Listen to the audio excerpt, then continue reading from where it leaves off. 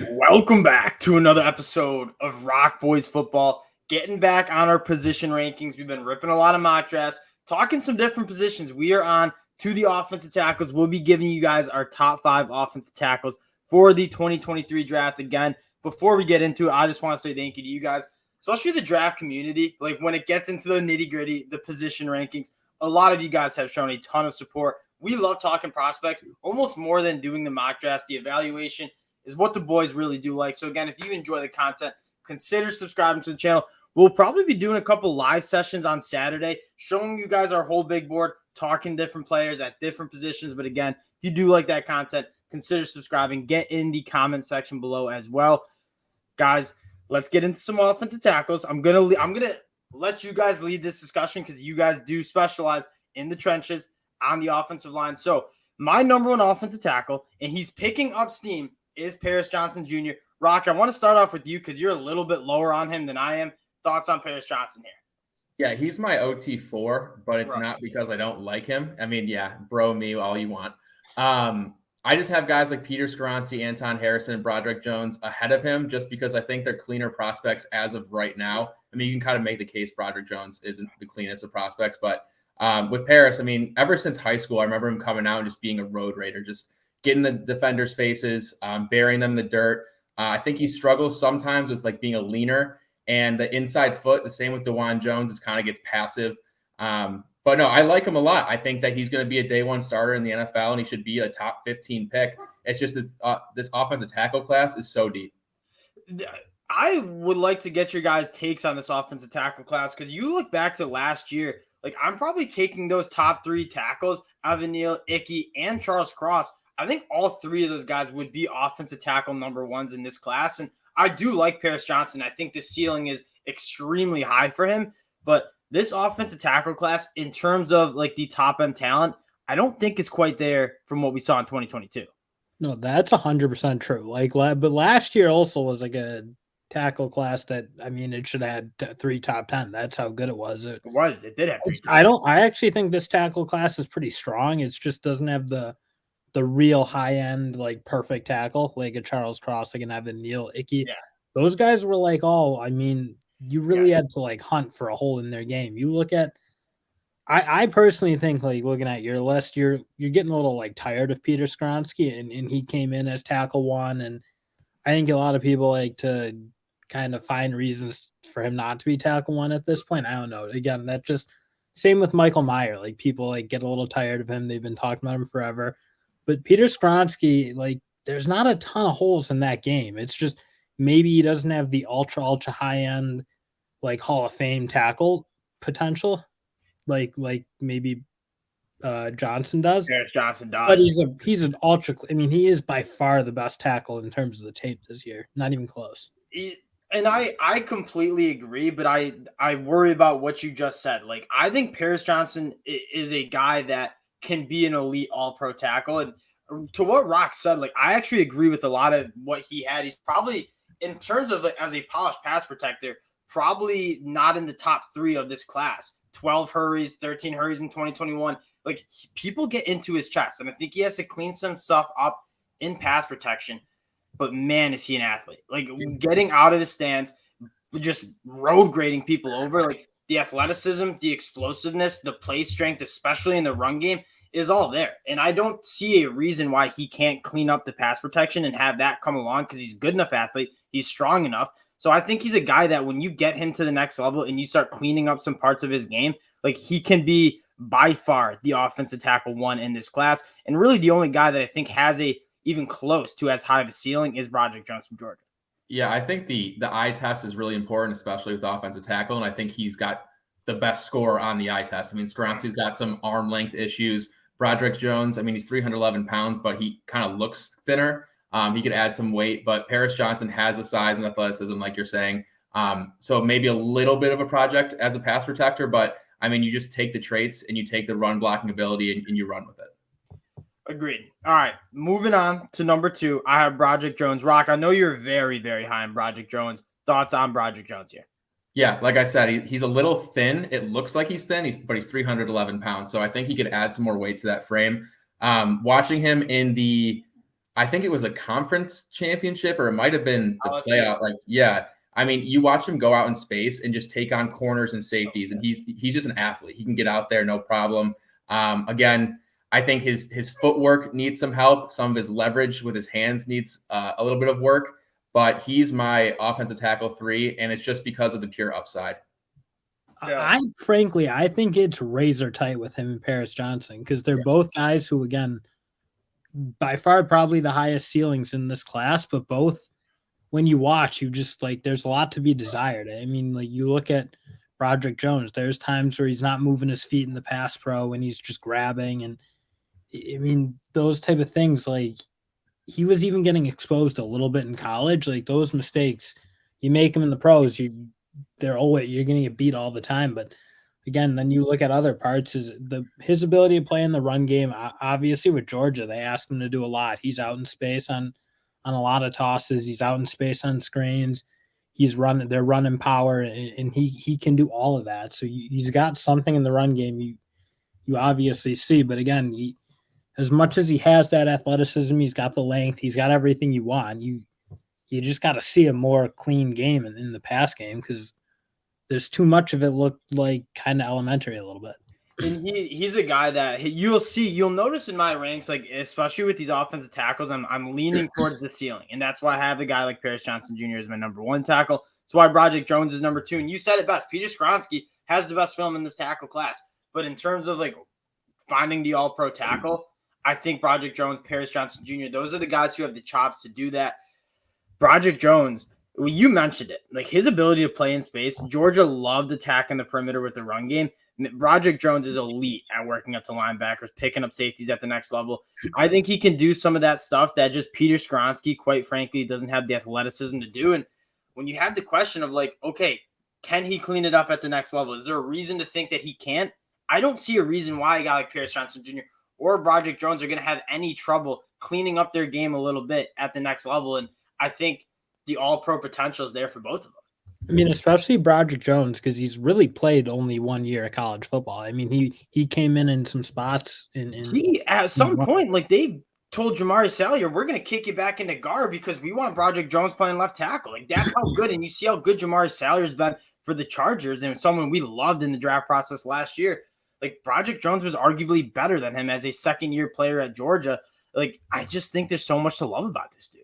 We also talk a lot about the scheme that these guys run into when they get into the NFL. I think that if you put, like, a Broderick Jones in the 49ers, like, outside zone offense, or even the Cowboys with the inside zone offense or run game, I think that's a perfect fit. So later in the draft, I think he may fall a little bit, but those are the teams that I think will have the best chance of succeeding with. I actually think that's a brilliant point. Like, you're starting to see a lot of different kind of offenses and a lot of offenses asking tackles to do a little different things. And we talked about it a little bit with O'Cyrus Torrence and the weird fit it would be in Philly with how athletic Philly asked their interior offensive lineman to be. I think you make a good point. A guy like Broderick Jones, who's so good in space, going to a team like the 49ers, who also like to attack the perimeter, like to ask their tackles to be athletes in space, I think would make a lot of sense. Moving on to offensive tackle number 3 for me, and I know both of you guys also love this kid, Anton Harrison, a raw project, but man, is he got some serious strength in his game. Yeah, to me, I think he's the most, like, he looks the most comfortable out in space, right? I mean, his feet are smooth. They're not overly quick, but they're precise. I think that's a good word to use for him. He does play at the line of scrimmage, so he's not getting deep in his pass sets, but it works for him. He's able to handle and stay in phase with defensive ends. And again, he was great as a run blocker as well. So I have him as my offensive tackle too, and I don't really see myself moving him unless, like, Broderick Jones has a crazy pro day or Paris Johnson. But again, just a good tackle class, and I just like him the second most. So, 1, get ready for Paris Johnson Jr. to test like an athlete in this pro day, and get ready to put him as your offensive tackle 2 at the least, because, again, Paris Johnson Jr. is a freak. Still takes on Anton Harrison here. Again, just echoing what Noah said, like, it probably doesn't look as great as Peter Skoronski in terms of, like, textbook tackle play, but one thing he is, and there's no question, is he is probably as strong of an offensive tackle as you'll see in this class, especially in the upper body. And even though, again, what you guys mentioned, he's not the smoothest player in the world, he's so strong. He covers up for a fair amount of it. And if you just look at it purely what he gave up this year, it's as good as anyone. I mean, he gave up very little pressure, even against some solid pass rushers like a Felix Anudike-Uzomah, and he held his own for sure, and he better than held his own. So a guy, again, I don't think you look at him and think, oh man, that's a Trent Williams level tackle, but like it worked, and it worked really well in Big Ten football too. Anton Harrison on film, like it looks a little ugly, like choppy. His feet aren't like moving as well as you might want. And people like, get into his body, and you're like, okay, he's just going to get bull rushing the quarterback. And then he doesn't, because that upper body and that bend and flexibility and upper body strength is just there. And he's a guy that I'm not going to pretend like I'm an offensive line coach, but he just seems like if you can clean some of that up, like he can be really, really good at the next level. Because again, that upper body strength and that ability to just eat up edge defenders is there. Yeah. And in side note, his counterpart, Wanya Morris, isn't a schlub either. I mean, he had a great Senior Bowl, but that's just for another video. I just really loved his tape as well. They develop offensive linemen really well there. Like Creed Humphrey is a guy that I really like. They have a phenomenal offensive line coach, and they got some guys in that Sooner program who I think are also going to be extremely good in the next couple of years. Moving on to offensive tackle 4, we talked about him a little bit, and I know I'm going to probably catch some flack for this. Peter Skoronski at 4. Like, I knock him down my board just because I see the potential for the 3 guys ahead of him way higher. But like in terms of getting a guy with a very, very high floor, like Peter Skoronski is going to come in, and whether he plays tackle, whether he plays guard, I don't know if it matters because he's going to be very good at the next level. Yeah, the only thing you really worry about him is his arm length and I guess his length in general, but we do this every year, especially with the Northwestern offensive tackles, Rashawn Slater. It just happens.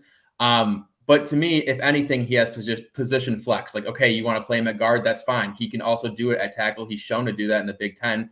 I have no problem with him. I think his, like Dill said, his tape is the cleanest by far out of any offensive lineman. He's a technician, has no issues with strength.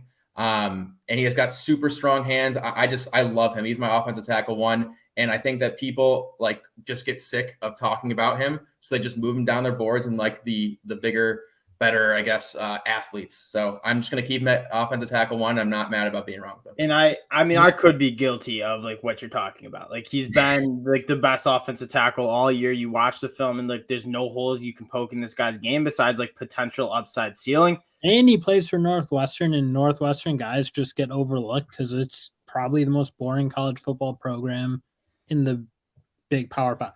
It's so funny watching his tape because like the other 4 offensive linemen are just getting blown up. And then he's just there holding his own, being a dog. That team was so bad last year, and there's 2 real bright spots. Evan Hall at the running back position and Peter Skoronski. That was about it on the offensive side of the ball. But again, Peter Skoronski, his numbers are nuts. Like 475 pass block snaps, 3 pressures allowed. Like that's like he just doesn't get beat. He doesn't lose. He didn't give up a single sack all year. Just absolute nails. Now, number 5, this is where hands might start to get thrown a little bit. I'm taking the ultimate upside projection here in DeJuan Jones, 36-inch arms. He's 6'8". He's 375 pounds. A lot of comps to Daniel Falele. I'll tell you why I have him in my top 5. And I know I'm leaving out guys like Matthew Bergeron, guys like Darnell Wright, who are very good tackles. And when we talk about the depth of this offensive tackle class, it's there. Man, DeJuan Jones, though, he's a freak. Dill, I'm going to let you kind of rip into him first, and then Rock, maybe you can help me out with DeJuan Jones stock. Now, what I will say, in like, it makes me almost think like, wow, you're just being an idiot or a hater or whatever, because like his improvement from 21 to 22 was probably as big of a jump as I've ever seen a player make. Like 21, he struggled mightily, I would say, for a fair amount of the year. And then 22, he came in and the guy, he's just too big. And he, for that being that big, he is a fairly good athlete. So he just kind of was swallowing people. And like, again, a guy who doesn't look very clean, and you get into some of the issues he has, like you see him crossing his feet, which is like an all cardinal sin in offensive line play. Because when you're crossing your feet, that's when you just get pushed over. But as much as like those things I look at and I'm like, how could you possibly take this guy to play tackle in the NFL? It worked really well against everyone. Georgia, Michigan, Penn State, big time pass rushers, and his game worked. I mean, I still don't really see it because I feel like the holes are too big. Like the technical holes are too big. Again, you look at like shuffling and some weird footwork, but I don't know. Somehow it worked. So like, did you get to watch the Isaiah Foskey tape against him? I know we talked about it. Did you ever get to check that out? Yeah, he was he was like Foskey was beating up Paris Johnson pretty good, and DeJuan Jones was fine against him. So I just like, it doesn't look pretty, right? Like we watch him and it's like, okay, he does cross his feet. He kind of is a leaner. His head's over his knees. It looks like he could tip over at any point. But at the end of the day, he doesn't allow that many pressures. And as a run blocker, he's excellent. I think that if you put him in like a Ravens like offensive tackle, I think that makes a lot of sense. Maybe even like the New York Jets, who always look for those bigger offensive tackles. I think that scheme would work for him. Yeah, it doesn't always look pretty, but I mean, he's huge. We saw it in the Senior Bowl. Jay, I'm going to accuse you of some recency bias with that. 100%, I think that 100%. Big top five's a little strong. His agent obviously pulled him out after day one. It's like, all right, you look great. Let's just get you out of here before anything else happens. But no, I mean, as a project, I think he might need a year to kind of get in the NFL weight room, kind of go on a little bit of a diet, clean up the footwork. But after that, I mean, sky's the limit for him. Yeah, and the couple of concerns, and what we talked about this with Daniel Falele, and I want to first talk about the differences. Like DeJuan Jones is a much better athlete than Daniel Falele. Daniel Falele was solid at the college football level because he would just eat people up with the size. Now, DeJuan Jones can actually get out of his stance. Like, I mean, I'm not trying to rag on Daniel Falele at all from Minnesota last year, but like that dude, in terms of, you'd think he'd be better as a run blocker than he was, but he just didn't have any explosiveness out of his stance because he's just too big. DeJuan Jones has that, and he mauls people in the run game. I get there are concerns and it doesn't look that pretty. Guess what? It ain't ever going to look pretty for a 6'8" dude kick sliding back and trying to pick up a speed rusher, but it always works. And again, like that size, and you talk about trying to tip over somebody or go right through somebody, it's awfully hard to go through a guy who's 370 pounds. It's really hard to do that when you can't get hands on him, and that's one thing he's got absolute trees for arms, and he uses them. Like he gets his hands on guys early. Again, he's not a guy who's going to kick slide back to 3 yards and then try to shadow in and out. He jump sets guys. He gets right on them, and once he gets his arms out there, it's hard to work with him because he's just they're so long. I mean, Bill, it sounds like you're selling yourself on him, man. I don't know. I'm just saying, it's like you watch, like, how could this possibly work? But it does. Yeah. The one thing, and I'll kick. Okay, let's do this first. Offensive tackle 5 for you, Rock. It's Darnell Wright. Yeah, 100%. It's the fact that you don't have Darnell Wright on here is a crime, because it's like you look at him and I think him and Anton Harrison have very similar games. Yes. Guys who don't look like the smoothest at most athletic tackles, but both strong as bulls and take care of business. Like Darnell Wright's a guy who played all year in the SEC, really, I mean, gave Will Anderson a lot of problems. He really didn't lose a ton to SEC pass rushers, and a guy who, again, big, good athlete for the size, and uses his arms really well and is too strong. Not to mention, he also kicked Wanya Morris pretty much out of the team. Yeah, sure. I mean, like, you know, he's got talent. I think he's probably the most physical offensive tackle in this draft. I mean, he's just an angry individual. And I actually really liked his Senior Bowl interview. I mean, you just kind of got inside the mind. I don't know if you guys watched that or not, Didn't see that one. It was really cool. I mean, just kind of talked about how he game plans and how different the Senior Bowl is for him, and how you're not able to look at a player individually, but have to kind of like adjust on the fly. And I think he did that pretty well. He was shaky day 2 a little bit, but he's going to stay as my offensive tackle 5, and I think he has a bright future in the NFL. So I like Darnell Wright too. Offensive I think he's offensive tackle 7 behind Matthew Bergeron. Yes, he is. The one question I have with Darnell Wright is the ball was getting out so quick in that Tennessee offense. You didn't really have to see him work any like counter moves. You didn't really have to see him hold up in pass protection that long. So like you look at his stats, only like 6 hurries on the season. Like those numbers look good early, but like you don't really see him holding up in pass protection for more than 2.5 seconds, because with Hendon Hooker and that Josh Heupel offense, like that ball was coming out a lot quicker than other tackles. And in the run game, like now I'm not trying to be picky, because I do think I'm high on Darnell Wright. He's going to be a top 50 player on my board. But like I wish you saw a little bit more power out of like what a 6'6", 335-pound dude. Like I didn't think he would. I feel like he's a good. I mean, when he was down blocking, he was a force. My thing is he probably argue he didn't have to work much in space because that Tennessee offense, like they jam everybody in and spread their wideouts to sidelines, and then that's how they play. They don't ask their like what you see with Broderick Jones, a guy who had to work in space constantly and do power run. Like you saw everything from him. Mm-hmm. I feel like Darnell Wright, you saw very little in the run game, which in fairness, I thought he played better than you seem to think he played, but I do wonder, like, can he play in space at all? Because you didn't really see it. And again, what we talked about, he's not the fleetest of foot either for tackles. And at the end of the day, we're talking about like an end of round 1, beginning round 2 player at this point. So he's not going to be perfect.